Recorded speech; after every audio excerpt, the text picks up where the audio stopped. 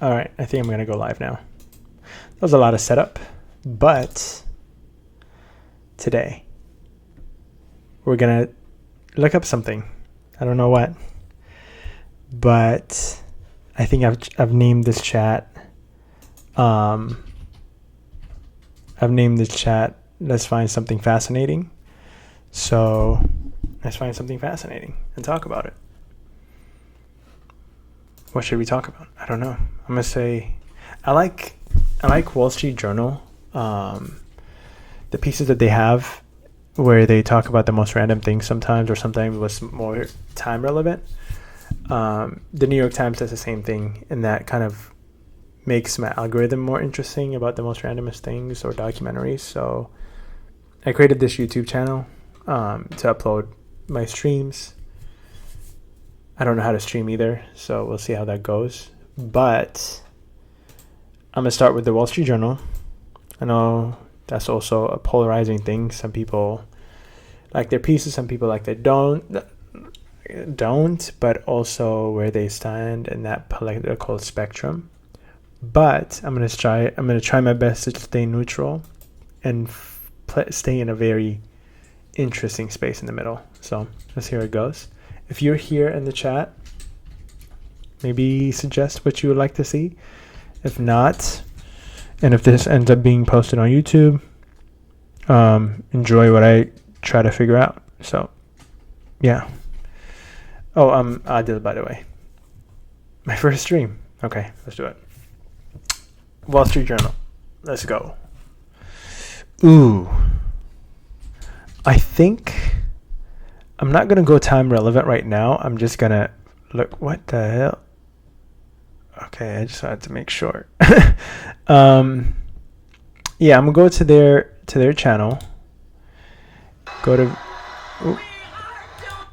their videos and go to their most popular ones. And I can't.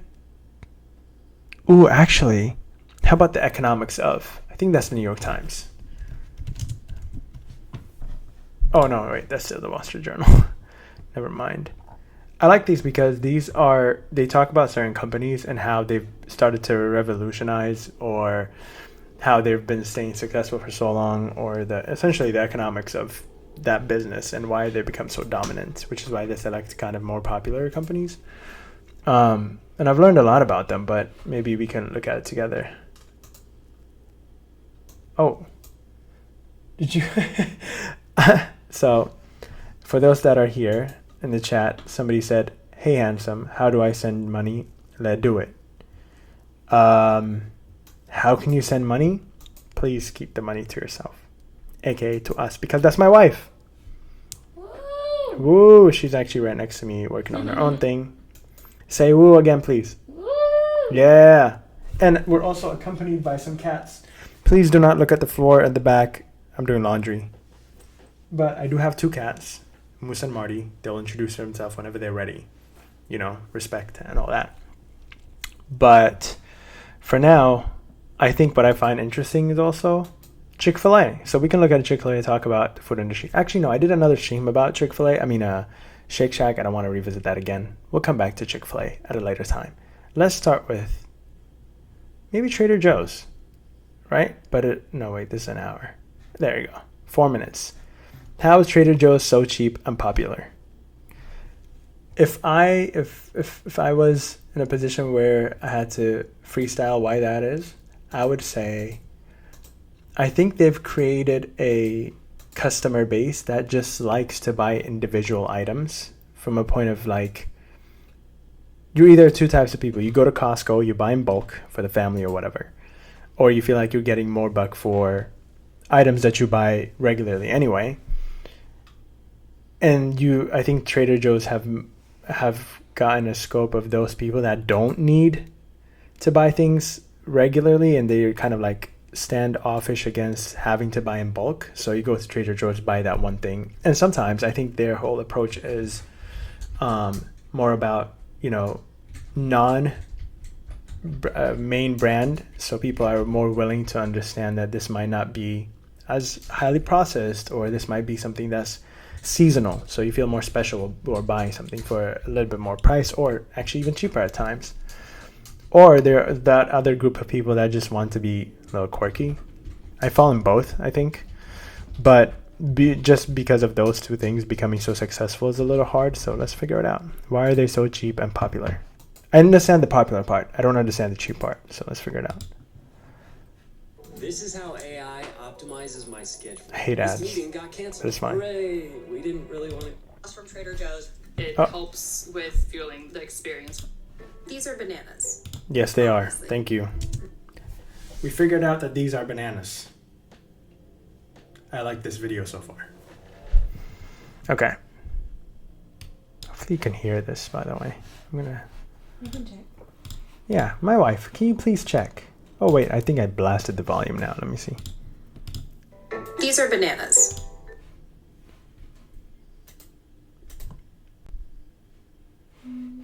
My dear, lovely wife is checking.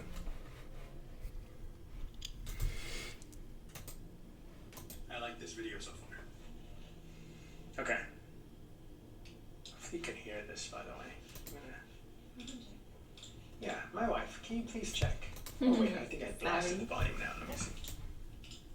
These are Why bananas. is it so loud? Perfect. Yeah. All right. I'm going to turn it down just a tad bit because I think you can hear it. Okay. Let's get down to business. Banana business. Bananasness. Okay. All right. These are bananas. I'm also turn out the cut. I'm gonna leave the captions on. Obviously. They're from Trader Joe's. Today, they cost 19 cents each. And about 25 years ago, bananas at Trader Joe's cost 19 cents. They don't cost Each? 19 cents each. Each though. Now they cost 26 cents each. Well, I mean, if they started 25 years ago as six, are they now as in like let's Yeah, but they just said now, meaning, okay, in 2023. A year ago. A year ago, they added, in 1 year, they added 7 cents. Yeah, I think the times are tough. If bananas go up by 7 cents, I don't know if we can find the price. Right? Can you go on Trader Joe's and just look up what prices are? Oh wait, funny enough, featured product is a banana. No, at least the images. Let me see. Banana.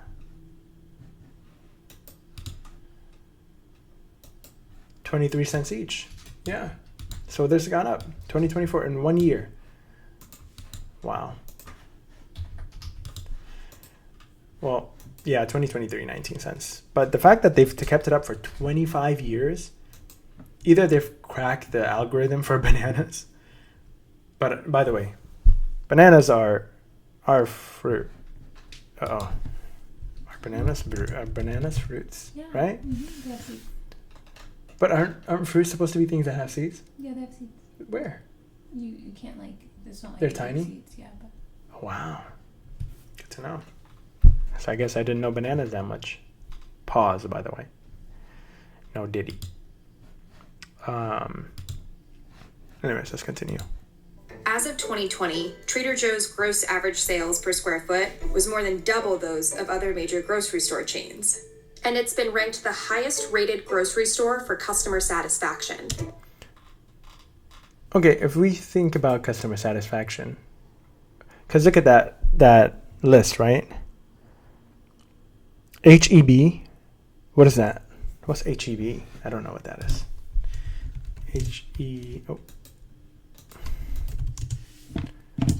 HEB. Is that like in Texas or something? Howard E. Butt, the man who is largely credited with founding the grocery store chain, but contrary to popular belief, it was Howard's mother, Florence Butt, who opened the first HEB location. Florence Butt was born in Buena Vista, Mississippi in 1864. Is it only in Texas? With more than 380 stores throughout the U.S. state of Texas and the country of Mexico. Interesting. So more south. But apparently on here, it says HEB is second. Aldi, Costco. Aldi doesn't have like unique customer service though. I think the reason is there's one person and they're working really, really hard and they kind of care. They're not really sitting there, a group of people in the back, that worried about it, you know? So I don't know. They really only hire one person. That's Yeah. able to keep their prices so low. Exactly.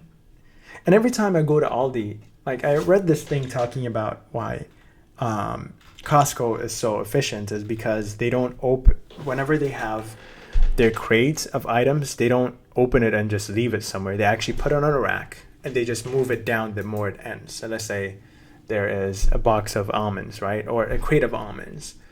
They might remove some boxes and stuff, but they will keep it in the crate and just move it down. I may be wrong. I don't know what I'm talking about. But I did hear about that. And I think that lowers the cost of people having to actually hold items. They just put it on a whatever the crate lifting thing is. And then they just keep lowering it down. And I think Aldi's is that on steroids a little bit, because they'll just have a little box that someone puts up and then tear it up and they just open it. And that's why whenever I go like get flour or something, my wife asked me to get flour the other time, all purpose. And it was literally just ripped, the entire thing. And I had to actually, because it was one of the last ones, I had to continue ripping it and reach in. Yeah, you're like an employee. And Exactly, you have I to put a clocked quarter in. to get the I was like, why do you still have to put a quarter in to get a cart? I don't know.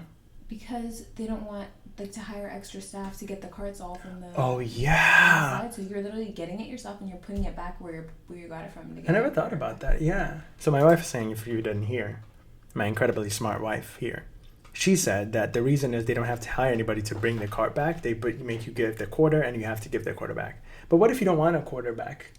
What are you gonna do? Leave your cart in the middle of the? Yeah, that's true. You know, like you're gonna put it back. But yeah, also quarters are rare now, so you're gonna go get your quarter back, you know, because Just for the next time you come. So Exactly. You can also use it. exactly. I forget every single time and I end up running around here. Really? Yeah, I haven't had a quarter in a very long time. Maybe I should go to Aldi's. They don't give you a quarter, by the way. Yeah, they're really stingy about their quarters. Anyway, so Trader Joe's, they have a lot of people. So I guess I understand Trader Joe's perspective of customer service. They have a lot of people in there, and a lot of people working, and a lot of people are nice. Aldi in third place, above Costco. I don't know. What else is interesting on here? They're very nice. They are very nice. Yeah, I don't know. I think Aldi's is a better executed dollar store. But no, actually the dollar store, those Dollar General, whatever, they do not care about their employees. They just ship a bunch of items and they're like, good luck, one person. Everybody's always on a smoke break. Yeah. Yeah. I also find it so fascinating, by the way, I need to continue this video, but I also find it fascinating whenever I go to dollar stores that they would get a new crate of items and they would put that crate entirely in between the aisles and then close up the aisle.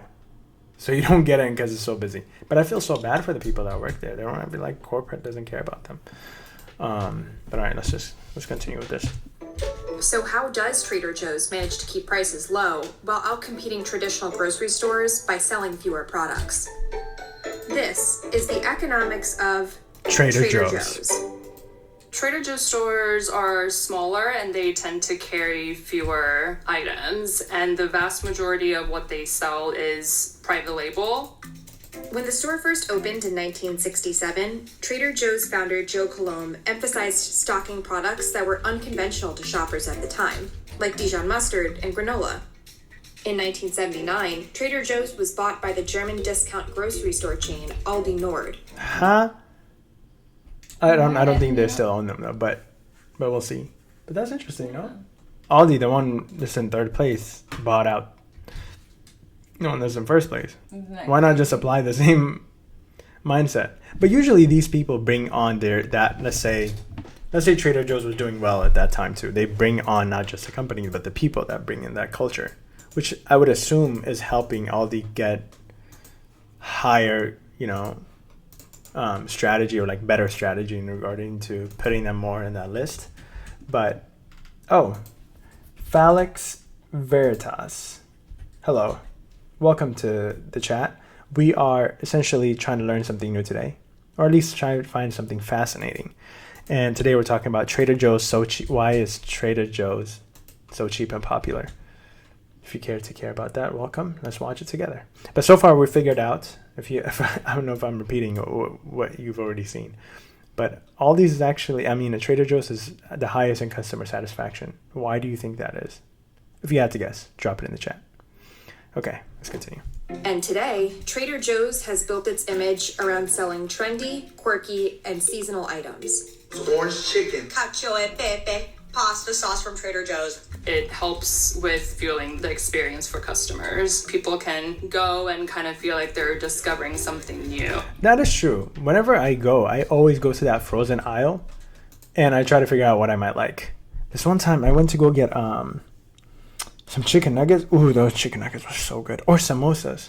So I'm Muslim, and during Ramadan, I used to go and I used to be like, if it's more convenient, go pick up samosa from Trader Joe's, and man, they were good. But also, I kind of like feeling that like I was getting something new. Like I would come home and bring it to my wife, and I'd just be like, hey, I got samosas, and would throw them in the air fryer, and they're great. I would not feel the same if I bought it from Kroger or Costco or anything like that. I'd feel like I'm being mass-produced. Or not mass-produced, mass-marketed. But when I go to Trader Joe's, I feel like I'm buying something that's quirky. I'll bring it home a little bit more excited. And I don't know how they do that. Maybe feeling like I discovered something new that a lot of people maybe don't have. And I feel like my wife is so surprised too that I brought samosas from Trader Joe's. And that kind of made me feel good. Interesting. There's like that psychology of it. Yeah. And these products have created a large and loyal customer fan base. I went to Trader Joe's and I accidentally got way too much stuff. It's the same thing with Target. But you don't feel proud about it. You just feel like you are having more fun at Target buying stuff. And you know what it is? It's the lighting. I promise you it's the lighting. Because every time I'm in Target and I see Walmart, that fluorescent lighting is depressing. I'd be walking through those aisles and I'm like, who's yelling at me? I feel so, Ugh. But I walk in Target and I'm like, what aisle am I going to see today? And every aisle I'm kind of focused. And I'm very, very sure it's the lighting.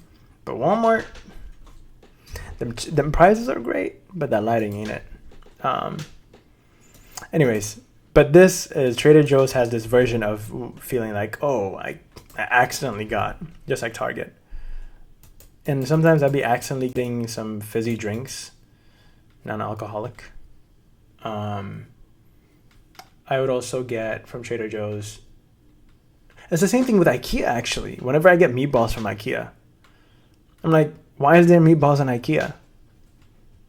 And then I feel very happy about it. Or cookies. They were chocolate cookies. I don't know if I'm hungry. Anyways. Of course I love Trader Joe's. Its popularity on social media is helpful for the company because Trader Joe's doesn't do a lot of advertising. And that's part of advertising, right? Like making sure nobody hears about you is kind of word of mouth or whatever. But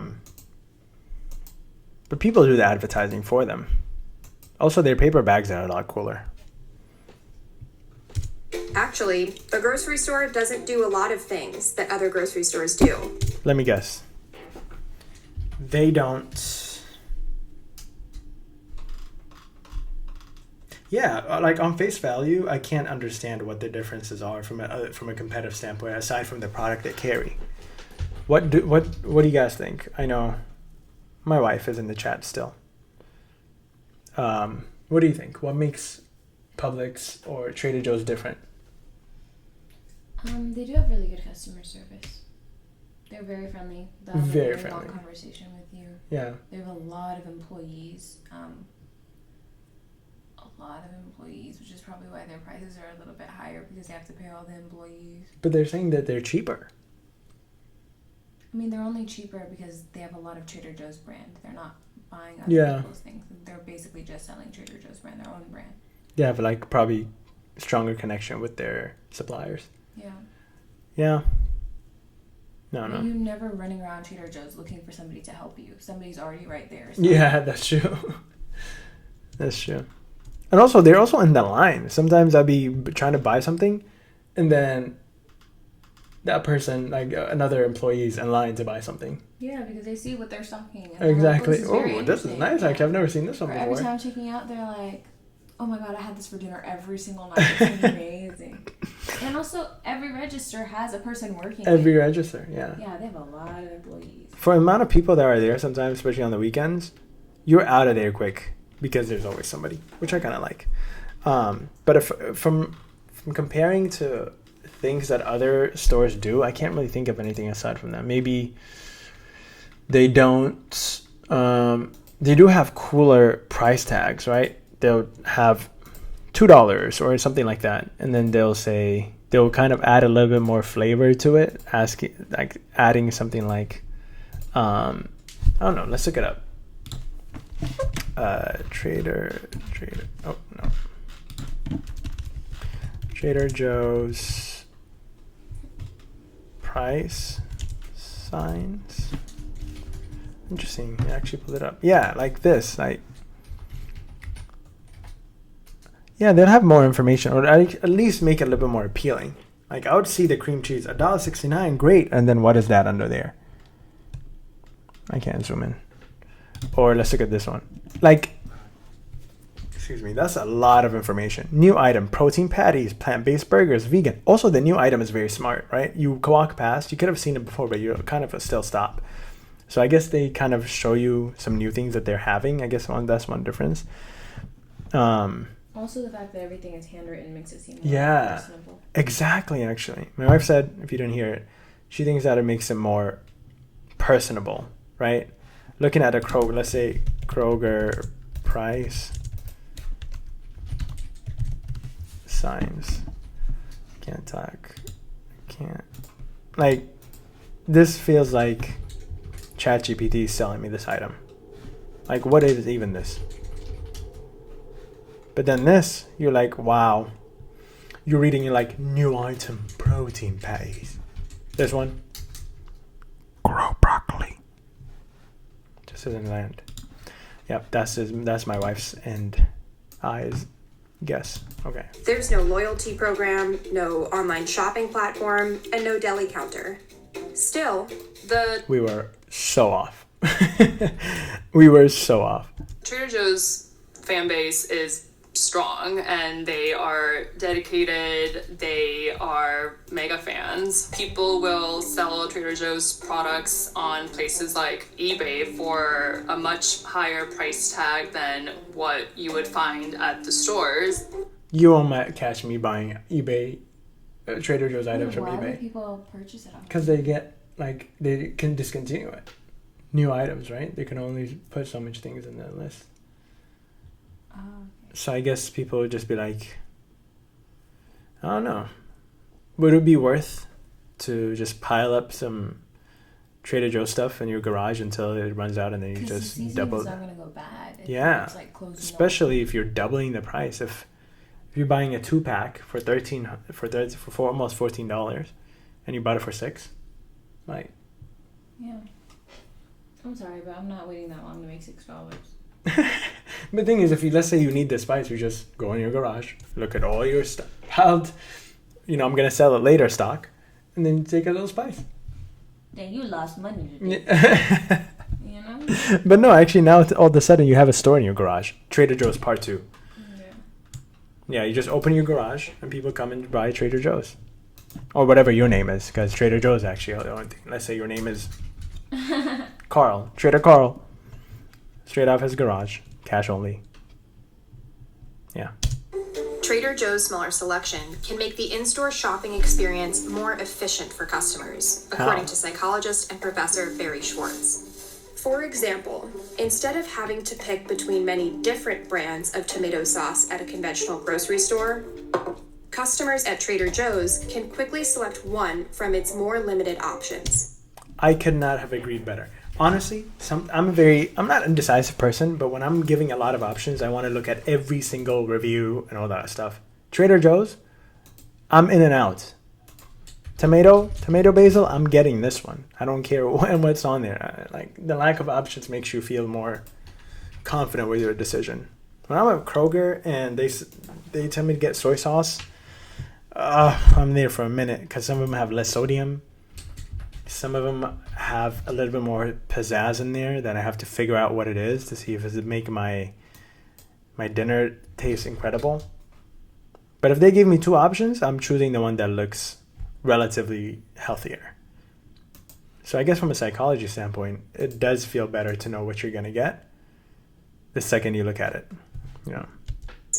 By selling a small selection of house brands, Trader Joe's can control its own supply chain, which it says brings down prices. Trader Joe's items tend to be cheaper because they buy directly from producers and manufacturers whenever they can. So this cuts costs that would typically go to the middleman, and the company says they are able to pass that along to shoppers. Trader Joe's says it buys in bulk and often pays for items upfront whenever possible from suppliers.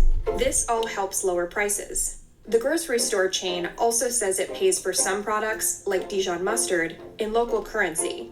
So if the currency fluctuates, Trader Joe's takes on the risk, not the supplier. Interesting. So do they import a lot of stuff? I think that's a good question, right? Like if it's, I guess they could. I don't know. And by assuming the risk, Trader Joe's says it can negotiate better prices with suppliers. This control over its products and supply chain means Trader Joe's can easily add and remove items from its shelves. One of the unique things.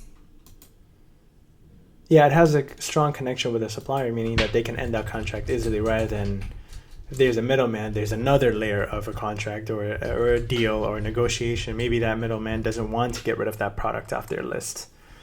So by having that direct conversation, you get the opportunity to be like, hey, we don't want like this product anymore. What can you work with us with? And I think that's a unique thing.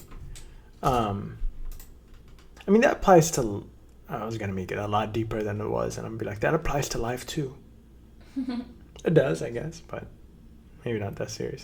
What's about Trader Joe's is they're constantly changing their shelves. If products aren't selling as well as they thought they would, they remove them from their shelves to make room for something better.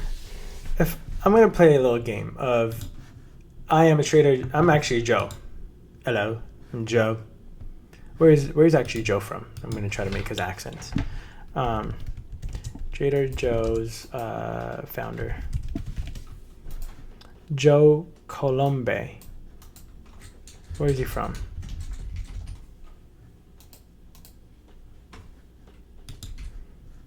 I hope he's Italian because I can do an Italian accent very well. Can you? Did you hear that? That was really good. Yeah. Okay. I would like to do this thing where in my videos from now on, we will also look at, if we're looking at a company or something, we'll try to understand what the executives or the founders did to start their job. Or their business, because I think it's fascinating, right? Like, no matter where you are in your life, especially if you haven't started a business, you wonder how other people did it. So it'll be interesting to take a look. So let's take a look at Mr. Joe Colombe. I don't think he's Italian. I should stop that. He founded the grocery store chain Trader Joe's in 1967 and ran it until his retirement in 1988. He was born in San Diego, grew up on an avocado farm, and he was in the U.S. Air Force, attended Stanford, and studied economics. You know what I'm learning is that also a lot of very, very smart and successful people have studied in economics. I'm in finance, and a lot of part of me also wishes I got an economics background or education. Okay. He started his career at Rexall, a chain of American drugstores. He was asked to test the launch of Pronto Markets, a store brand to compete against 7-Eleven. After running 6 Pronto Markets in the Los Angeles area, Rexall asked Colombe to liquidate them. He decided to buy them out instead. Smart. So he was really close to the product he was told to manage. Changed the name Pronto Markets to Trader Joe's. He led the chain to success and sold it in 1970 to Theo, co-founder Aldi. Interesting. And I'm sure economics, his background in economics helped him grow the company. Okay.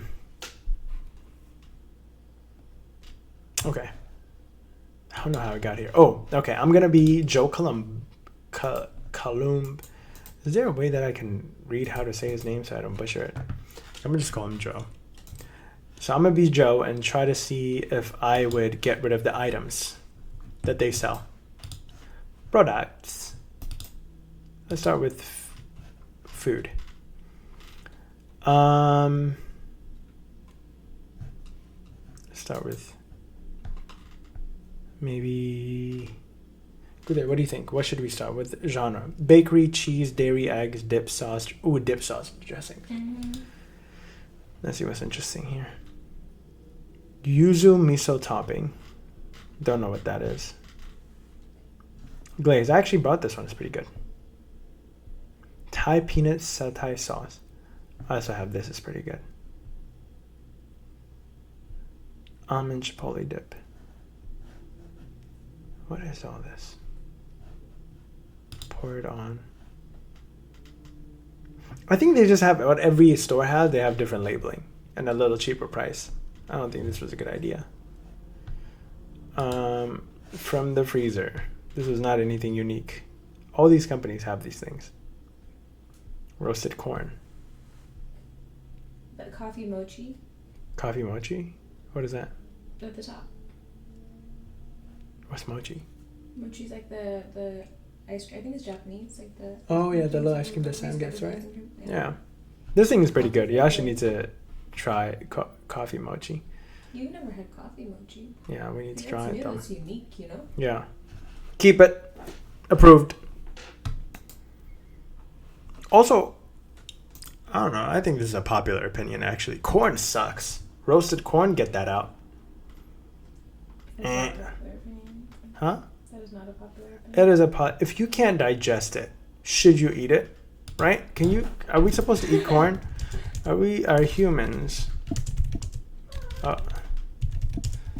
supposed to eat corn? Thank you. It's even the third option. Corn can be a healthy part of human diet if eaten in moderation. It's gluten-free, low in fat, and contains many nutrients that can support eye and gut health. Well, what a way to debunk my theory. Dang. Okay. Corn kernels in your poo might be odd, but they're not bad for your health. So I guess you get nutrition out of it. I don't know. But why you say they have liquid in there? That's disgusting. Anyways. Okay. Corn should be canceled, I think, from any store. If I am CEO, corn will not be consumed anymore. Let's go to 5. Oh. Okay. S'mores ice cream. I'm not an ice cream person, but that sounds pretty good. I don't even like s'mores like that much, but that sounds interesting. Yeah, approved. Oh wait, discover. What's this? Matcha latte pretzel contestant winner. Matcha latte pretzel? I'm on that. Oh wait, true or false? In 1972, our very first Trader Joe's private label product was pantyhose. That's something they would do, right? Yeah. True or false? Chat. True. Oh, it's false. Oh, hey, we have a guest. I would like to introduce you to the one, the only, Mr. Moose. Woo! Say hi, Moose. Hi, everybody. Hi, chat. This is my guy. He's my manager. If you need anything, let him know. Okay.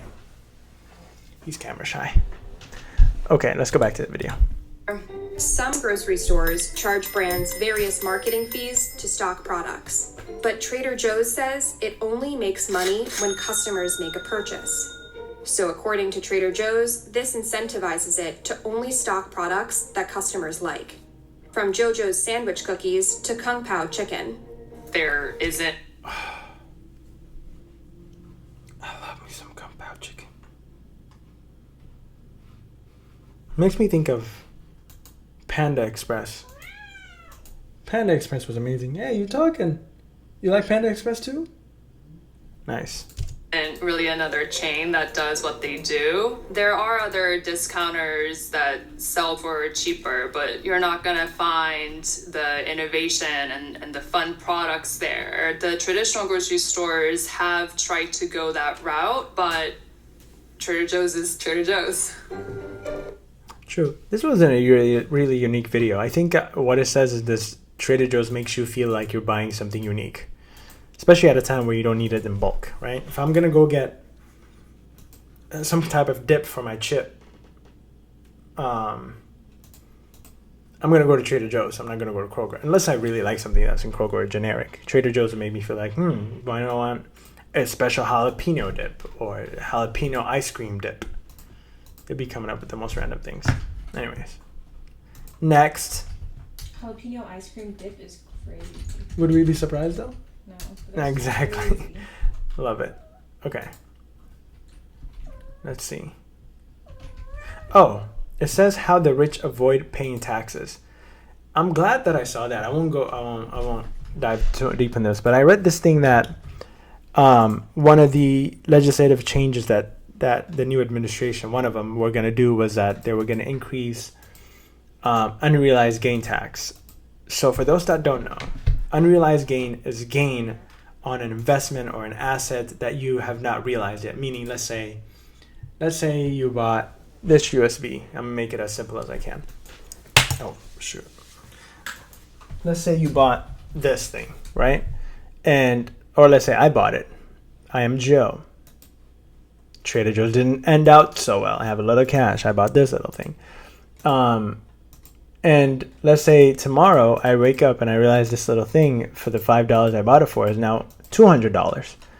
And then April comes around and I get a tax bill saying that the increased in value in this, even though I haven't sold it, I still have it as mine. I bought it. I've already have an expense on it. I get a tax bill saying that 25% of my unrealized gain, meaning I haven't realized the value that it's increased in, is that I'll get that tax bill. Now, that sounds kind of scary if you're in a position where you can't really grow because your assets have grown. You can use it to leverage. You can use that to have some kind of debt leverage, get debt on using this asset. But you're now paying for something you don't really have cash on. You've already had this expense. So I think that's interesting. I don't know how they will do it. Maybe that's something we can talk about another time. But for those that are very successful, right, there's also this layer. Because let's say take one of these people that's in this, Elon Musk, right? One of the things they did in order to buy Twitter, in addition to investors, is, don't completely quote me on this, but I think I've read it somewhere that said he used the stocks that he had in Tesla to use that as collateral to borrow money to buy X or Twitter. So essentially, imagine that this little thing that increased in value by, I think I bought it for $5. Now it's $200. I can go to the bank and say, this is worth $200. Mind you, I paid $5 for it. I tell them, this is $200. I want you to loan me $500. And if I don't think that math makes sense, but let's say I want you to loan me $500, and they're going to say, do you have income or revenue that has it? And I can say no, but this is worth $200. So if I don't pay you back, you can get this and get a portion of the loan that I'm asking. So essentially, Elon can go use the unrealized gain that he has on Tesla, because he hasn't sold Tesla shares yet, but his Tesla shares are worth hundreds of $millions. So he can say, you can have my Tesla shares if I don't pay you back, and loan money on it and use that money to buy X. So essentially, he's creating money by not selling an asset that he has increased value in. And I think that's interesting because at his level, technically a 25% tax should be okay because he can technically sell off Tesla and pay off that tax. But if you're looking at another random Joe on the street, and if he's buying some stocks or anything, and he has his all of a sudden his money has grown and his investment has grown, and he wants to use that money to start a business, he kind of can't do that because the second his investment grows, he's going to get a tax bill. So I think that's interesting. I don't know the how, but maybe we can talk about it another time. Let me know what you guys think. For now, actually, why don't we just talk about it now? Screw it. Yellow. Okay. How would unrealized, no, I'm sorry, gain tax work? Oh.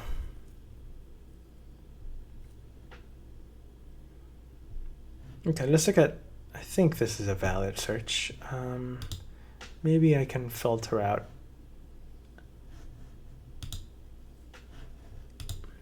Now all results verbatim, advanced search. Oh, I don't need all this. But I believe the American Institute of Economic Research. So let's take a look at this.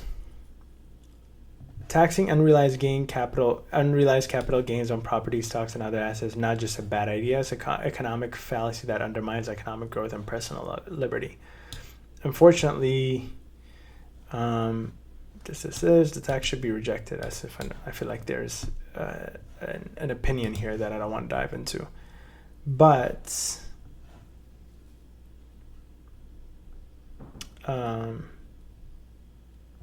okay.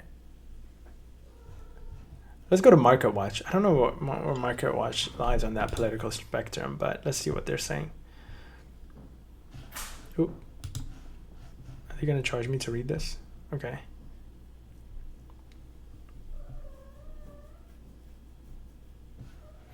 Under the plan, the increase in the value of asset would be taxed as income, even if the owner hasn't sold the asset. Right now, these so-called paper profits aren't taxed.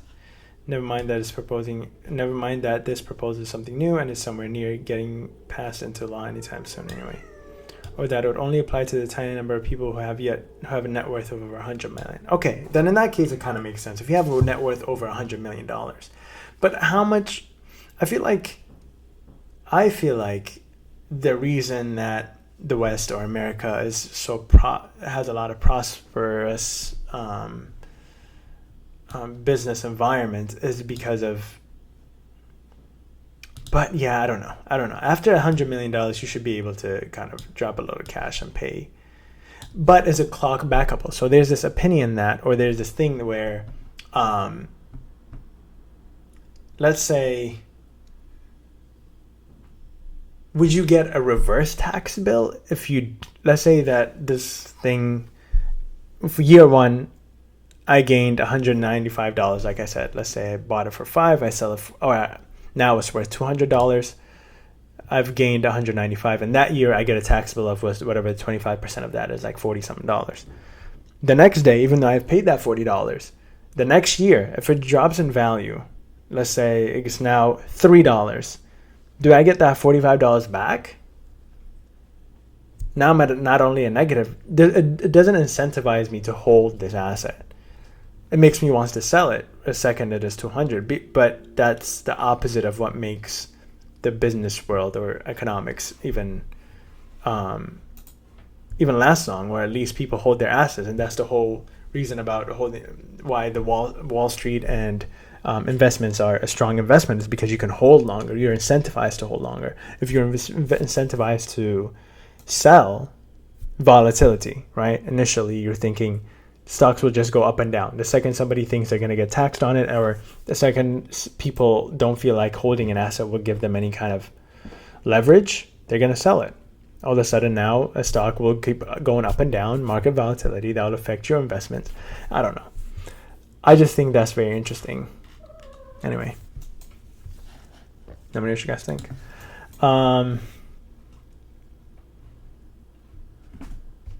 Let's see. Ooh, how about let's look at some fraudsters.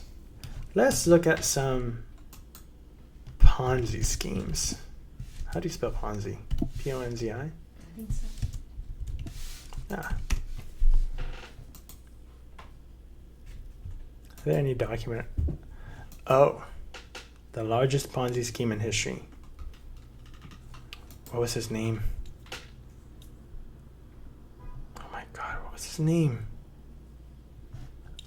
Bernie Madoff. Oh my God, this guy. So, let's just watch this. Let's just watch how Bernie Madoff did what he did. I think 60 Minutes did a piece on him. That is, or Timeline or Time Life or something like that. What was the best documentary I can think of about Bernie? Because so before we dive into this specific person, let's look at what a Ponzi scheme is, right? Ponzi scheme, because I don't want to explain it wrong. Not the meme, but let's look at the memes too, maybe. When the friend you last spoke to in 97 sends you a DM asking you if you want to earn additional income. Yeah, that's going to be a no for me, dog. Okay, whatever. Pension systems. I guess that's funny. Okay. A Ponzi scheme is essentially when somebody says, hey,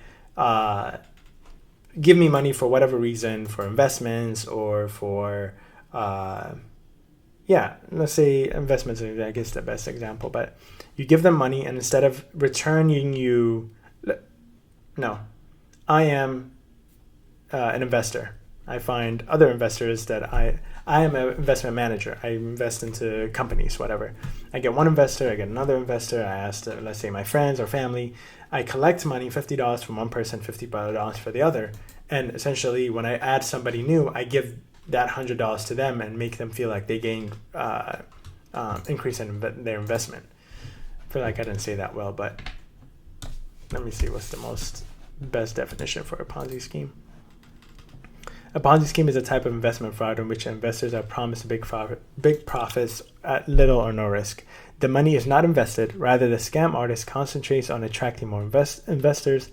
A growing number of victims is needed to pay out the supposed profits being distributed to earlier investors. So when one person gives me money, I would give it to the other person at the time to make them feel like they got a return.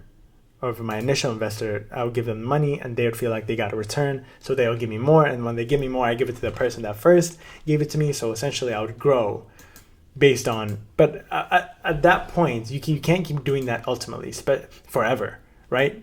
At that point, then you're going to use the money. Ideally, I'm not condoning this, but that's essentially how it works.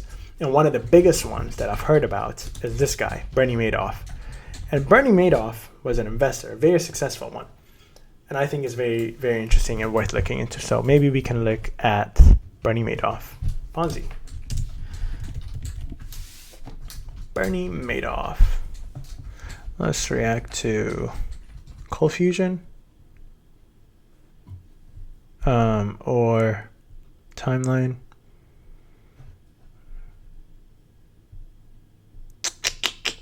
$60 minutes.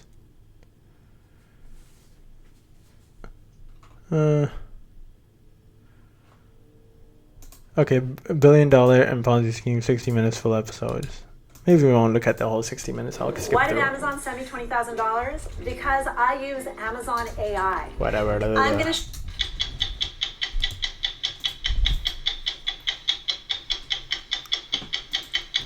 Yo, time out. I think that would be an incredible beat. Hey, listen to this, good.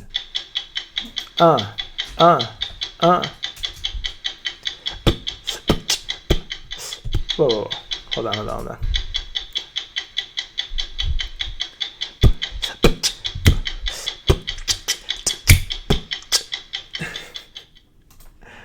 Somebody screen grab that and make a beat out of it. If it hadn't been for Bernie Madoff, the most famous white-collar... That little second where he didn't say anything was a lot longer than it felt. Yeah. Right? If it hadn't... Whoa. His gaze gets you. Listen to this.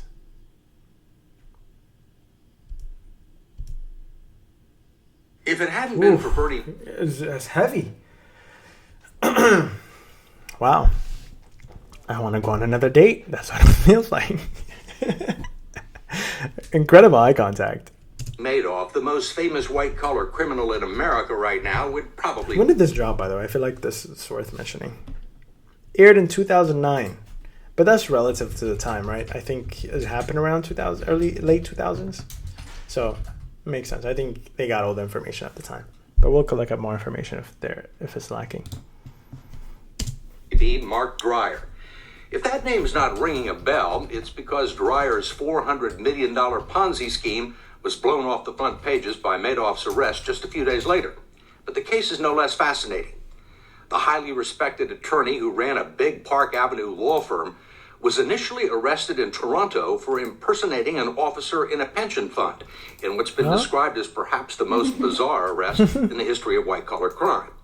But unlike Bernie Madoff, Mark Dreyer agreed to talk to Vanity Fair magazine and to 60 Minutes, and his only television I don't think this is about him.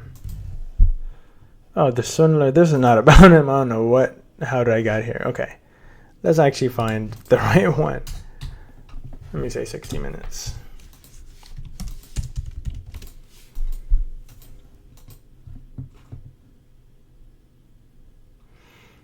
Or should we look at...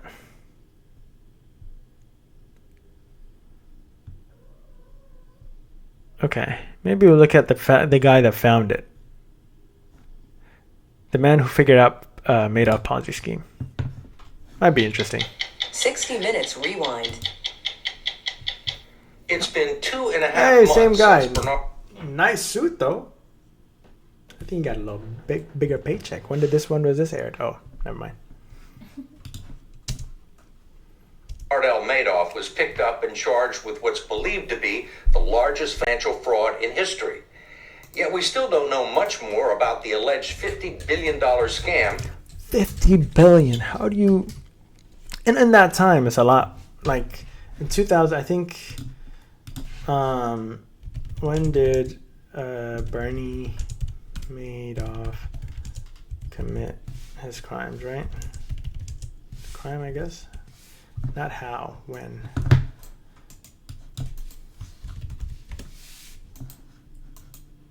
His fraud in the early 1990s. So let's say 1995 or by 2000.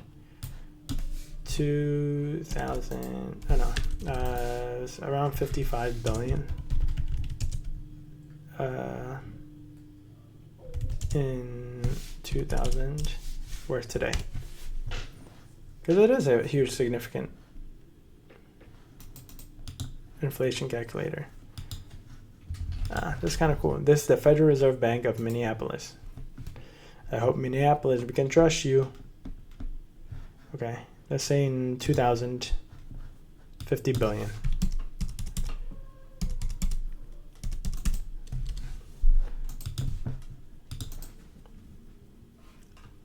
Excuse me, how much what did I do? 3, 4, 5, 6, 7, 8, 9. Yeah, 50 billion is now worth 9. No way. Wait. 91 billion. 2, 3, 4, 5, 6. $91 billion. Oh my god. What can $91 billion buy you right now? What? 90. 1, 2, 3, 4, 5, 6, 7, 8, 9. Buy me.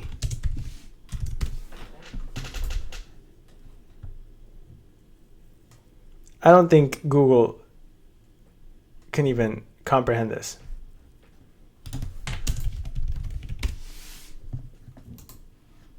Okay, how much did Burj Khalifa cost? Yeah. 1.5 billion. It can buy you 70 Burj Khalifas. The amount of how big of his scam was. Do you know what I can do with 70 billion Burj Khalifas? What? I don't know. Like stack them up together? Make it one long bridge to the International Space Station? Walk it?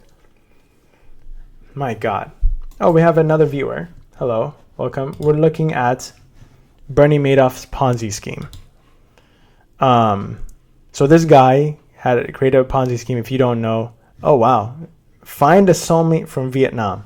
My wife is right here. Hello. Crazy ad. Okay.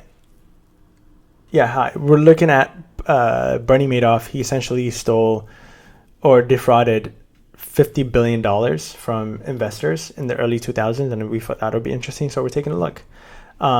But we're just saying that the amount he took at today's money would be $91 billion.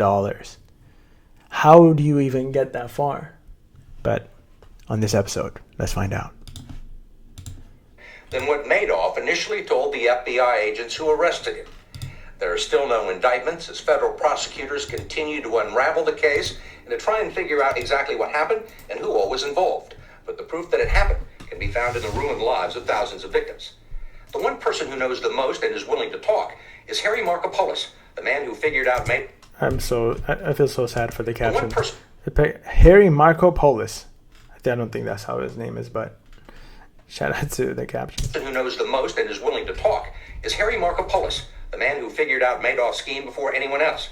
He sat down with us for his only television interview. Until a few months ago, Harry Markopolos was an obscure financial analyst and mildly eccentric fraud investigator from Boston, who most people would never notice on the street. My modern Greek hero, how you doing? But today he enjoys an almost heroic status, pursued by journalists and movie producers and honored by colleagues as the man who went to the Securities and Exchange Commission and blew the whistle on Bernie Madoff.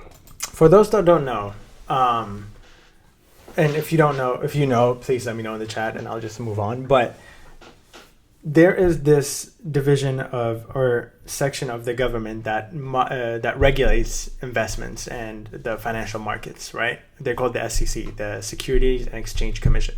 So if you are all of a sudden, if tomorrow you wake up and you think to yourself, I'm going to be a fund manager.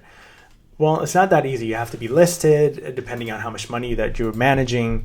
And essentially you have to do a lot of reporting, and the SEC comes in if it's a little sketchy. Now, the SEC historically has done a really good job in certain things and not so much in certain things, because this $60 billion scheme should have been caught earlier because it goes for a very long time, but we'll look at it more. But essentially, this guy, it sounds like he's the one that did the reporting to the SEC, and the SEC does the whole investigation. But hey, shout out to this guy, but he was a little late. Let's figure it out. And his $50 billion fraud. Did this guy bring a whistle up to the stage? And blew the whistle on Bernie Madoff. Because he blew the whistle. Hey, I'm a dad joke kind of person, but I mean, orange shirt, whatever the color that tie is, every color apparently, and brings a whistle up to stage because he blew that whistle.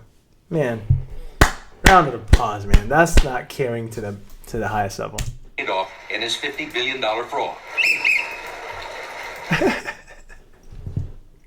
That little chuckle was so cool. Thank you. Please take your seats.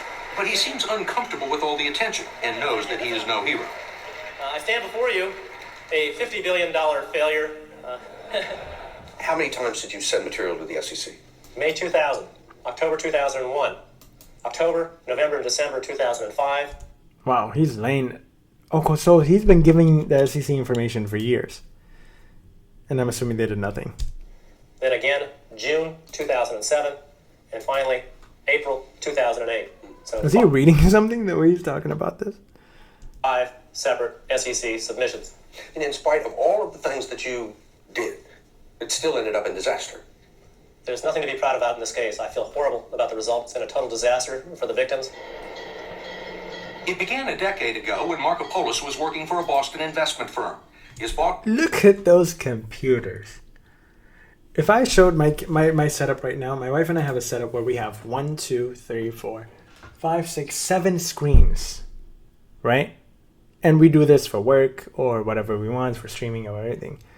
This guy was trying to break down and understand the fraud of $50 billion, and look at the computers you're using. The good old days, huh? Anyways, he was putting in that work. Look at this. You seen this? Boss told him that Bernard Madoff, a former chairman of the NASDAQ stock exchange, was running a huge unregistered hedge fund that was producing incredible returns.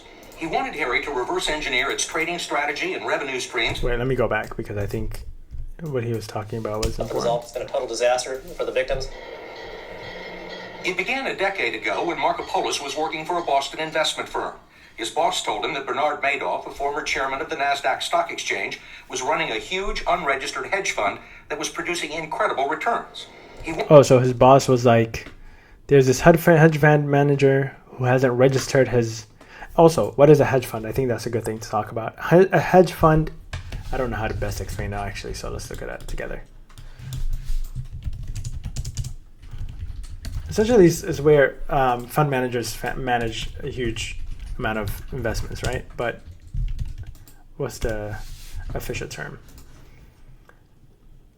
Yeah, a hedge fund is a private investment firm that pulls the money from investors and invests in a variety of assets. Hedge funds are often more aggressive and riskier than mutual funds, and they have more flexibility in investment strategies.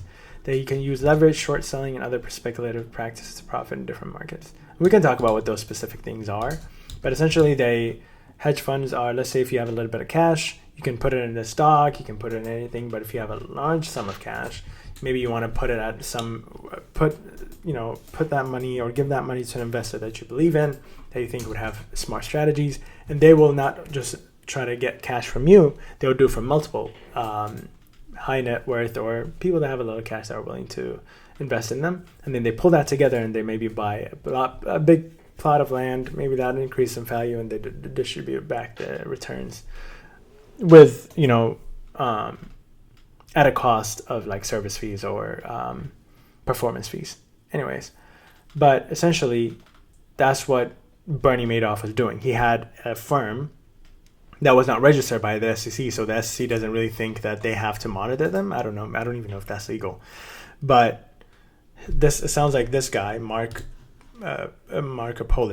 Harry Markopolos, his boss was like, yo, this guy is making a lot of money.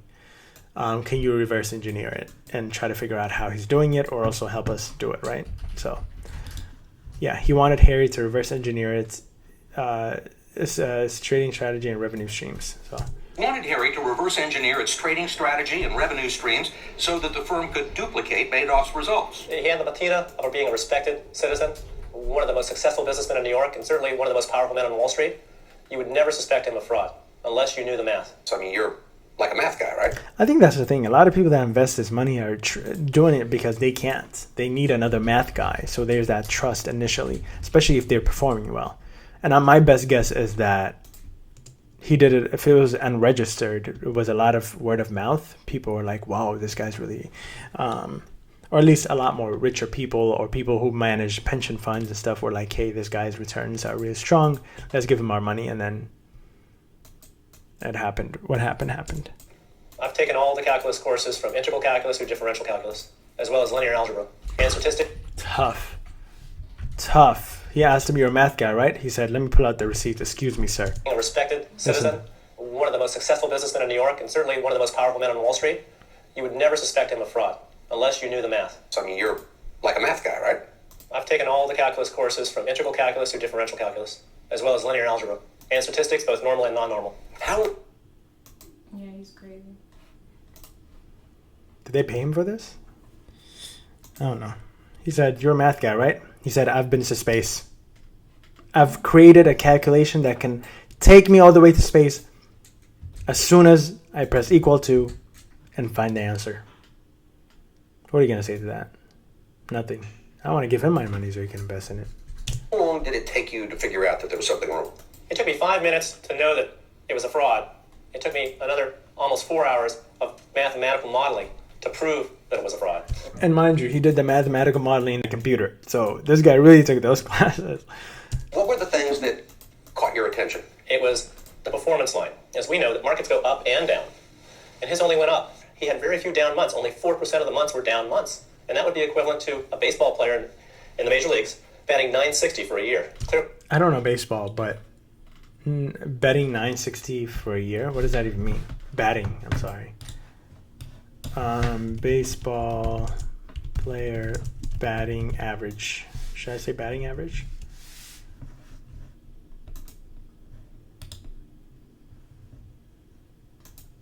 It's usually okay. Batting average is, what's a good batting average in baseball? 300 considered to be excellent and an average higher than 0.4. I'm not going to dive too much into it, but he said how much? 900? The Major League battling 960 for a year, clearly impossible. You would suspect cheating immediately. Clearly impossible. You would suspect cheating immediately. Maybe he was just good. No one's that good. Harry said there were only two plausible explanations. Either Madoff was using insider information to rack up huge profits, or he was running a giant Ponzi scheme. So what is insider? For those who may not know, insider information is getting information from the inside. It's relatively that simple, but just wanted to highlight that. So as an investor, if you're making, I mean, anybody knows that there is risk taking whenever you invest in stocks or investments. It's part of that. If you're going to invest something, you have to understand what your willingness to risk is, right? Your risk averseness. Are you a person who has a little cash and willing to risk it and putting into private equity, or are you going to put it into stocks or bonds? It depends where you are. But we all know that investing your money, there's a risk to it in the stock market. But which means that there's volatility. Some things might go down for the reason of politics, or the economy or anything like that. So when someone is performing very well for a very long time, you do give them a little bit of an attention. Either you give them money because you've given them attention and you trust them, or you just want election money you give them. Anyway, all that to say that if you're performing very well, there's a lot of speculation that comes towards you, and some of them might be insider trading, assuming that people think that you're getting information from the companies that you're investing in, that let's say they're about to drop. Let's say if you are an investor and you know Apple is going to drop a time machine, and then you invest in that company because you knew what they were going to do, you participate in insider trading. Or let's say they're about to sell 90% of what they own, and then you're like, their stock is about to go down. Maybe they're about to do a recall of a product, and then you sell. That means you have insider information. And especially as a fund manager, that's very illegal. You're not being competitive. Anyway. So either way, he was doing something illegal. Either way, I knew he was going to go to prison. In May of 2000, Marco Polis took his suspicions about Bernie Madoff to the Boston office of the Securities and Exchange Commission. Did you have any financial motive? Yes. He was a competitor of mine in 2000 to 2004 while I was still in the industry. And when someone's competing on your playing field, who's a dirty player, you want him tossed off the field. He also... Man, he must be really good in court. But I love his outfits, man. I wish... Tough. Red scarf, orange shirt, dripping. Thought he might be eligible for a sizable reward if the fraud involved insider trading, but that turned out not to be the case. Mm-hmm. In your first letter to the SEC back in 2000, you're a little tentative. You say, look, I'm no smoking gun. In 2000, it was more theoretical. In 2001, it was a little bit more real. By 2005, I had 29 red flags that you just couldn't miss on. I think this is essentially the guy is running this Ponzi scheme, but how he did it would be kind of helpful. Hope they talk about that. Pick up the phone. They never did. Ever opening a formal investigation. Marco Polo. Let's go look at what the Ponzi scheme was. I feel like before listening to the guy that did it, I guess Cold Fusion would be a good video. I like Cold Fusion. It's the first one. So that's how they're growing so fast. They're hiring freelancers. Look what they're doing with AI experts. Hi, welcome to another Cold Fusion video. There are some people in this world who are gifted, who excel beyond the rest. They are leaders, visionaries, and pioneers. I must say though, Cold Fusion, I don't know you. I love your videos, they're great, but that music in the background is so distracting. It makes me want to fall asleep a little bit. But great videos, great content. Yes. A mystic, all-knowing confidence surrounds their image. Bernie Madoff was one of these people. He was one of the best traders on Wall Street. He was Wall Street. His consistent investment returns made him one of the best fund managers in the world. You couldn't just invest with Madoff. You had to know someone, be vouched for, earn the right to have your money accepted by. That's what I thought, right? Like when you're this big and you're not listed, and not nobody can invest in it, it's word of mouth. And word of mouth comes with trust. It's the same thing as going to a store. If you go to a store, or let's say if you hear about something from somebody and they tell you how incredible it is and they bought a piece of candy, you're going to go there and try to trust that their candy would be great and you buy more stuff anyway. Silly example, but word of mouth is one of the best ways to market. And I guess that worked for him well here. Not for the people who invested their money though. Madoff served as the chairman of the NASDAQ and revolutionized the trading business. He was the chairman of the NASDAQ, meaning the NASDAQ is, I mean, how do you best explain the NASDAQ? What is the NASDAQ?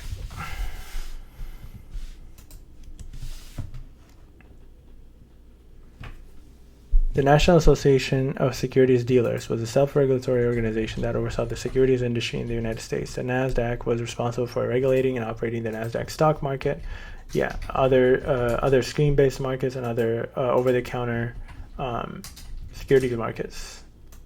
So essentially, he was sitting on that board, is that what it says? Or the chairman? Accepted by him. Madoff served as the chairman of the NASDAQ. And so he was part of the regulators in the industry that he was participating in. Or not regulators, or he's the group of people that oversaw it. So he had a unique situation where he could be like, if they were onto him, I'm sure he could have diverted it. Revolutionized the trading business. He had spent decades building his multi-billion-dollar empire until one day the house of cards fell. And when the dust settled, all that remained was a decade of lies. At $65 billion, it was the largest Ponzi scheme the world had ever seen. You're watching Cold Fusion TV. Madoff would start his Bernie Madoff would start his investment firm in 1960. He started with $5,000 that he'd made, working during the summertime as a lifeguard, and another $50,000 from his father-in-law. In total, about $480,000 in today's money. In order to compete with large investment firms, Madoff turned to technology. His firm pioneered the use of electronic trading, opting away from the historic human traders. With this focus on technology, the company was able to provide lower costs for their services, which led them to have a substantial share of market transactions. While that sounds great so far, right? Like if he's leveraging technology that he had at his time, and he's doing it. Like, how do you go from? I'm sure. Let's actually even look at his educational background, right? Like,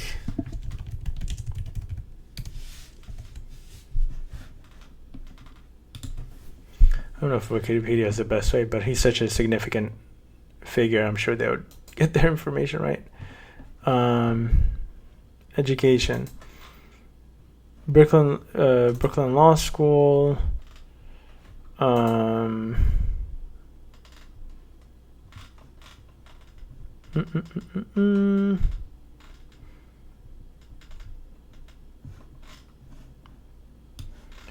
mean, nothing really interesting, but he studied what did he study?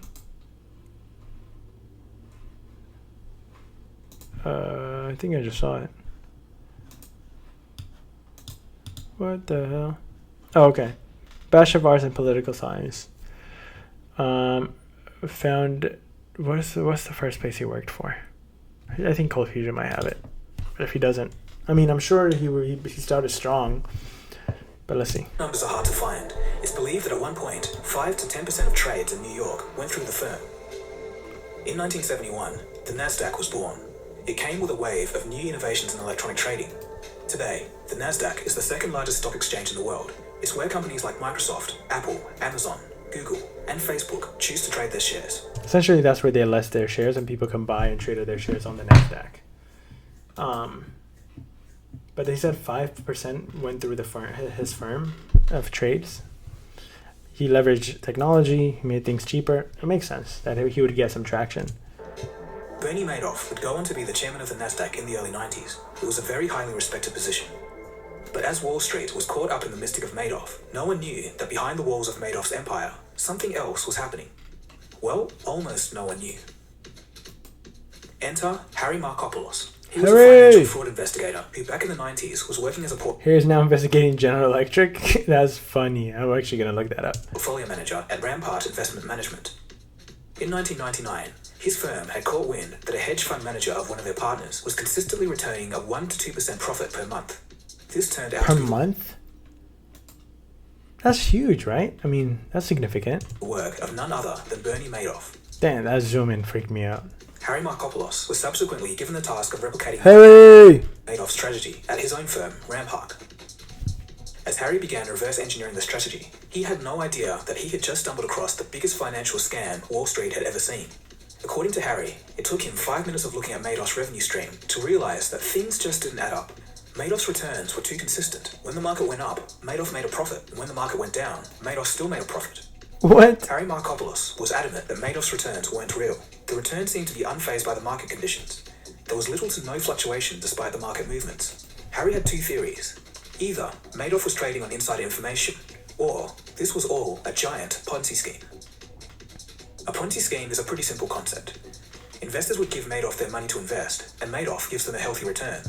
The return doesn't come from actual investments. He simply gives back a small portion of their initial investment and calls that a return. Yeah. So I think my explanation was on point, but he can even give you your own return back. If you give him $1,000 a month later, he'd be like, look, your investment did well. It returned $250. Now you're thinking, wow, I still have the $1,000 sitting with the investment, and also I got $250. So in your head, you're thinking you can still withdraw your $1,000 and also gain $250. But you're getting a lot more in the future if you think you're getting $250 every month or every quarter. So you're going to keep that money in, and every time when he gets another investment, he'll give you $500 this time, $250 from that person, $250 from you, and it grows and it grows and it grows. Eventually, the money dries up, so the stock needs to be replenished. Madoff then moves on to the next investor, and so the scam grows larger.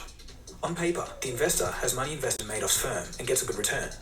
In reality, the money is being siphoned into Madoff's own accounts, as well as paying off old investors to keep the lie afloat. Yeah. It almost seems too ridiculous to believe. How could this have happened on such a scale, under the nose of some of the greatest financial minds in the world? But that was the talent of Madoff. He knew how to lie and how to be convincing of it. And besides, who would dare question the man who helped build the modern Wall Street? As Harry began further to deconstruct Madoff's strategy, he immediately ran into mathematical inconsistencies. For example, he calculated that in order for Madoff's strategy to work, he would have to have bought more options on the Chicago Board of Options Exchange than actually existed. He would have bought more of the options. So what are options? Let's look at what options are from a financial standpoint. What are options? Okay. Let's look at Investopedia. I like Investopedia. The term option refers to the financial instrument that is based on the value of the underlying security, such as stocks, indexes, and exchange-traded funds. An option contract offers the buyer the opportunity to buy or sell depending on the type of contract they hold the underlying asset. Unlike futures, the holder is not required to buy or sell the asset they decide against. Essentially, it gives you the right to buy or sell an underlying at an agreed upon price. So, for example, let's say, how can I make this simple and easy? I want to buy one stock of Apple. Let's assume it's $10, right? I make an option. I buy an option that says, I will buy this now and I will pay for it later at a certain price, right? I think that's the best way to explain it. Or I would sell it at a different price. And let's say if you say you're gonna buy it, I'll hold it. Essentially, I kind of borrowed. I'll hold it and I'll sell it at a different. I'll try to buy it. I don't know how to best word it. Let's say in simpler terms. Okay. A certain date at a specific price. Let's say you say that you're gonna buy it at $10 in a month from now, but and then you got in that contract, but a month from now it's actually $12. You've exercised the option to buy it. Essentially, you bought something for $10, even though it's now $12. So you go turn around and sell it for $12. You made $2, right? You profited $2. Yeah. So essentially, it sounds like the math is saying that he bought more options that are out there to purchase than they actually are. So the math was like, it did not make sense. In addition, he couldn't find a single transaction by Madoff's firms on the exchange. Harry spoke with a dozen equity firms, but none of them had made any trades with Madoff. And this was strange. In reality, Madoff hadn't made a single trade since 1993, or perhaps even earlier. 1993? In 2000, Harry Markopoulos took his findings to the Securities and Exchange Commission, otherwise known as the SEC. But Thank you, Cold Fusion, because I had to watch an hour probably of Bernie Madoff stuff, because this makes a lot more sense. Shout out to Cold Fusion. Keep it going. Harry didn't have any hard evidence against Madoff. It was just a theory and some red flags. Therefore, but a lot of math. 4 hours worth. An investigation wasn't opened. But Harry wasn't the only one who was suspicious over Madoff. When asked about it several years later, he confirmed that hundreds of people within Wall Street had been suspicious. But when asked why none of them ever reported anything, he responded, quote, "People in glass houses don't throw stones." I don't know if anybody here watches, what's his name? I want to plug one of the best podcasts ever, Carl Pilkington with Ricky Gervais. In the early 2000s, they had one of the biggest podcasts ever. Essentially, maybe I'll do a video watching and reacting to some of his stuff because I think it's hilarious. But it was just this guy who was naturally funny, and then Ricky Gervais found him, put him in a podcast, put him in a room, and just have a little conversation. One of the things they asked him was if he knew what that meant to, like, people in glass houses don't throw stones. Or is that the saying? Yeah. Because, you know, they'll throw back at you and break your essentially, you don't want them to do the same to you, right? You don't want to do to somebody what you wouldn't want done to you. And the guy was like, well, he was talking about the actual literal glass house. Anyways, I'll talk about it for another time. But it made sense. Like, these people that were actually looking at his investments were thinking to themselves, hey, he's doing well. They were probably doing their own shady things, so they didn't want to talk about what he did wrong. And he had a very strong image and reputation that if they were questioning him, they'll be questioned back or whatever, which is very scary, you know?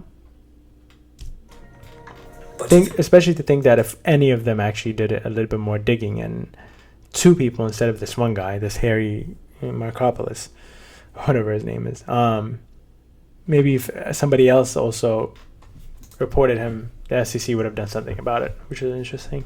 2005, Markopolos had uncovered many more red flags surrounding Madoff, and the SEC eventually opened an investigation in 2006.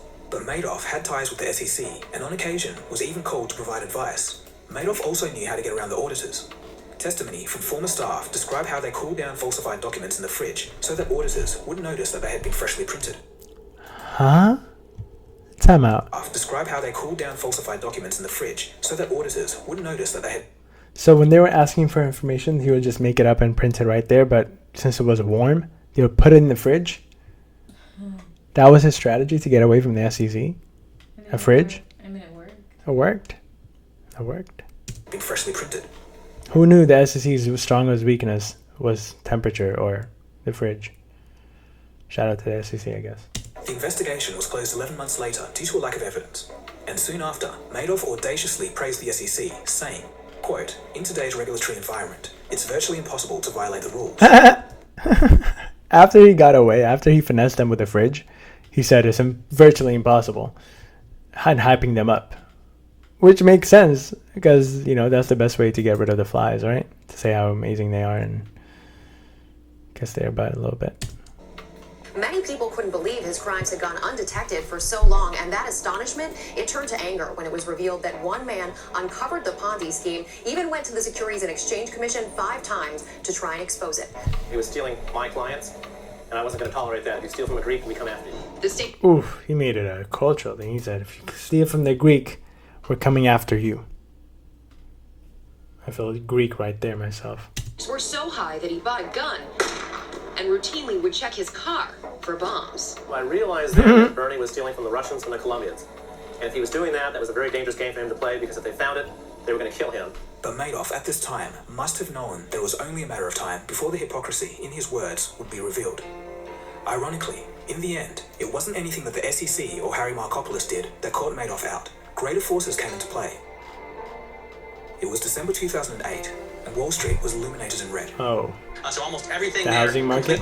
Also, I do want to do a video reaction to the housing market, or the crash of the 2008 crash, because it's very interesting.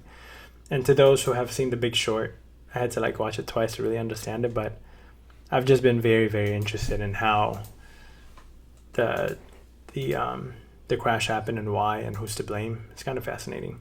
Wiped out, and the NASDAQ, everything and more has been completely wiped out. The Dow traders are standing there watching in amazement. I don't blame them. The credit market... 76 points down. Traders here working the phone say a lot of their customers are freaked out, waiting to see how low the Dow will go. They're focused on the how low the Dow will go. Bars. Huh? How low the what will go? The Dow. The Dow Jones is like the NASDAQ. It's essentially another listing of where when companies can list their stocks. Hey, Moose. 1.5 million barrels per day. Really, you're seeing just broad-based declines across all of the major technology sectors. Apple's under pressure. Trillions of dollars was wiped out from the stock markets as subprime Oof, I felt that, mortgages brother. in the US tumbled the global economy. In rushes of panic, people were reining in their... Sir. What's up? You want to come say hi? Come here. Come here. He wants attention. You want to say something?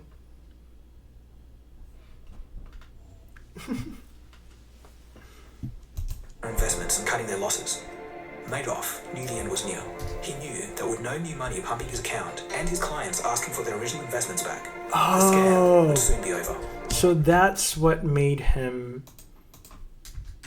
I mean, at least that's what made this whole thing implode, is because people were, during the economic downturn, people were asking for their cash. And they were trying to withdraw their investments, and all of a sudden he's like, I don't have other people's money to give you. Probably sure he was on a jet somewhere doing that too. So Madoff pulled every string to get some new cash. Bernie had created the firm Madoff Securities International, a subsidiary based in London, who suspiciously had no clients. This fraudulent firm transferred $164 million in November. Billionaire Carl Shapiro invested $250 million at the start of December, and Madoff received another $10 million investment a few days later. Bernie Madoff had seemingly asked the whole of Wall Street for cash, dishing out a 19-page booklet detailing his new investment scheme, but it seemed that nothing was enough. Yeah. The withdrawals were still more than Madoff could bring in. So essentially, the withdrawals of the people that invested they were like, we need our money back, we need our money back, da da da. And he couldn't manage. And at that point, I think, let's see what happens. Investors wanted their money back, and now, the simple fact was, he didn't have the money. So, finally, Madoff decided to turn himself in. Oh, he turned himself in. Imagine, you walk up and you're like, hey, I defrauded $60 billion of people and I have no way to pay him back. Who do I talk to? That is so funny, because that man that has been like investigating him all this time, Yeah. his efforts are a bit futile. Yeah, I know. Right? He was trying to get get a little cash for turning him in or whatever. And the guy's like, I turned myself in. Nobody gained some cash. Also, he looks like a super villain. Look at this walk and this trench coat. He didn't have the money. So, finally, Madoff decided to turn himself in. He didn't try to run or hide. He simply knew that it was the end. The game was over, and $65 billion was gone, and thousands of investors were left to pick up the pieces. Madoff had been running the scam in parallel to a legitimate side business. A business in which his sons... Where did the money go? He would use it. $65 billion. Yeah. What is he using it on? I have no idea. You know, living a good life, probably. But the thing is, like, how is nobody suspecting? Like, excuse me, how do you have $65 billion? Have it? Like, if he's using it, you know what I mean? Like, he's using it, that money is coming out. How is that money coming out if it was never supposed to be coming in? You know what I mean? I think this was a part of he had two businesses apparently, right? The part of the business that was this hedge fund, this private hedge fund, also the part where he actually is trading a little bit of cash. So I guess it's easy for him to launder money because he can say that's performance fees, or I don't know. I'm not really sure. But it's not listed, you know? So he can literally just use the actual cash or make an investment within himself from performance fees. I don't know. Mark and Andrew worked. Right. In parallel to a legitimate side business. Oh, see, he had a legitimate side business where he can list out and be like, that's the purpose of it. Madoff had been running the scam in parallel to a legitimate side business, a business in which his sons, Mark and Andrew, worked. He told them that he planned to give out a nearly $200 million bonus to the staff 2 months early, despite the firm hemorrhaging cash amidst the global financial meltdown. His sons argued against it, but Madoff had no choice but to tell them exactly why it needed to be done. He told them about the Ponzi scheme, and that he was planning to turn himself in at the end of the week after the bonuses were handed. Sending gift cards and so he was gonna. So he had 200. But what if it could be tremendous? So he had $200 million that he was gonna give to his people. Mm-hmm. Each. Before he turned 200 per each. Did he say each? Yeah. No way. He told them about the Ponzi scheme and that he was planning to turn himself in at the end of the week after the bonuses were handed out. According to his sons, this was the first that they'd ever heard about it. Fearing. How would his son not know, right? His sons would know. The people that were running the legitimate part of the business. I mean, this is when he told them, because he had to explain it to them, because they apparently... But also, like, he would tell them, like, you do not have any liability. You know what I mean? Yeah. Like, if he's turning himself in, he probably told them, like, deny. I had no idea anything, you know? Yeah. But they, I don't know. Knowing that they'd become accomplices in their father's crimes, they called a lawyer and turned their father in before he distributed the bonuses. Oh, yeah, because if they took the bonus, they'd be accomplices, right? And the decision to turn him in, how did that evolve? This guy, he looks so familiar. He looks like an actor. Well, we knew He looks like right Michael away Jackson. Look at his nose. that that was our only course of action. Madoff was later arrested at his home, then released on bail under house arrest. It's crazy how he can go on bail. At least he had the money. I don't know if he could, what his bail amount was. But it's so sad to see people, that can't afford nothing and they do something stupid at whatever point of their life they're arrested and they have nothing to just to step away. But he defrauded $65 billion and he still had cash to bail himself out. Crazy. As Bernie Madoff and his wife Ruth sat at home on Christmas Eve, the reality of their world falling apart sunk in. I feel bad for The his two wife. childhood sweethearts lay down in bed and consumed a cocktail of prescription medications. On Christmas Day, the couple woke up to realize that their attempt to run away from their problems had failed. Oh, so they tried to commit self-exiting. Bernie would now face life in prison. I don't know whose idea it was, but we decided to kill ourselves because it was so horrendous what was happening. We had terrible phone calls, hate mail, just beyond anything. I'm so sorry, Ruth. That's horrible. What? It's not good. Is that his wife? Yeah, that's his wife. Why is she complaining? Like, she stole $65 billion. She didn't. I'm assuming she's included. She's involved, right? Or But she's also receiving death threats. Like, her husband is the one that did it. She didn't make these decisions. You don't think she knew? Maybe if she wasn't part of the business, maybe. I feel bad for her if she didn't know. That's really messed up. But if she did, boo-hoo. But maybe they say about it. And I said, I just can't go on anymore. I mailed him. It was Christmas Eve. That added to the whole depression. We took pills and woke up the next day. She probably overdosed on some vitamin D. Yeah. Vitamin C, vitamins. Woke up better. In the end, Madoff didn't fight. He admitted his crime, he offered his remorse, but offered no excuses. $65 billion of investment had been wiped out, from billionaires' holdings to everyday people's pension funds across the US. As if it wasn't bad enough that the economy was in meltdown, people had now lost their savings too. Madoff pleaded guilty and within a few months was sentenced to 150 years in prison. Woo! 150 years in prison. Yeah, just in case he wasn't gonna die. Today, he is simply known as inmate number 61727-054 at a medium security prison in North Carolina. But man, he must have lived a good life. A stressful one. At age 81, he will live out the remainder of his life there. While in prison, both of Madoff's sons had passed away. Mark committing suicide after the scandal, and Andrew dying from cancer. Oh my God. If they didn't, I don't know. I haven't watched anything specific or read any. If they didn't know, that's horrible. Like, how can your own father do that to you, And as for his wife, Ruth, she no longer speaks with him. Bernie is allowed a 15-minute phone call each day, but he doesn't use it because, in his own words, he doesn't have anyone to talk to.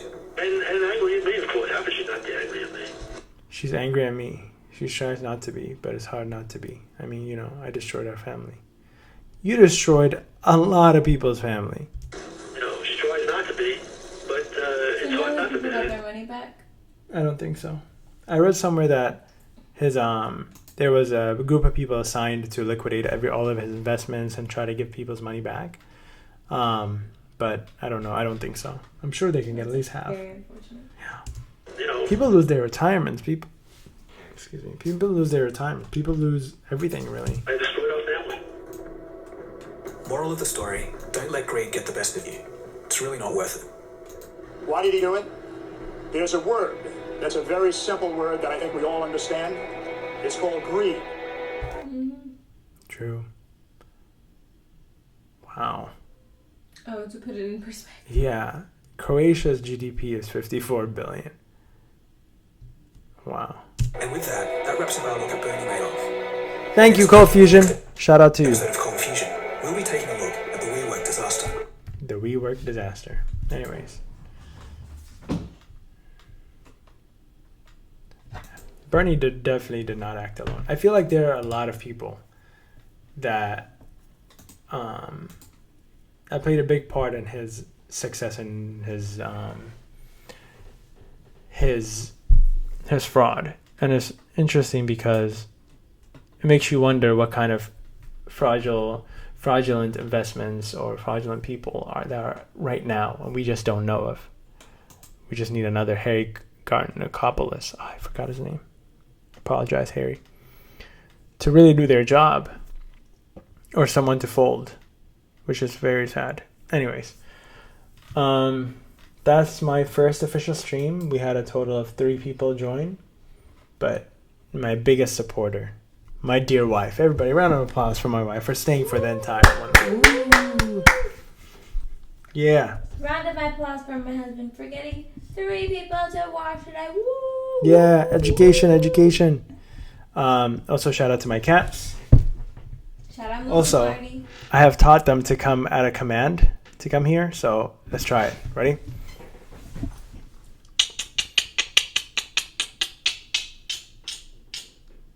Come on, don't embarrass me. They're still learning. I don't know if you can see, but the cat came. Come here. No, you can see him. Moose. Yeah, you can see him. He's right there. Or you can't see him. You Or, can see him coming. okay. Where's Marty?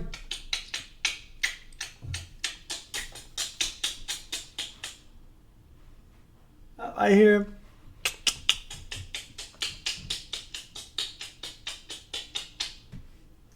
At this point, I'm just making the most random noise until they come. So I will make it better next time. I'll just make that noise and they'll be here typing. Thank you for watching. I'm going to post this on YouTube too. So I thought he came again. He did? Hey, Marty! Yeah. Okay. Good night. It's late. Bye-bye. Thank you.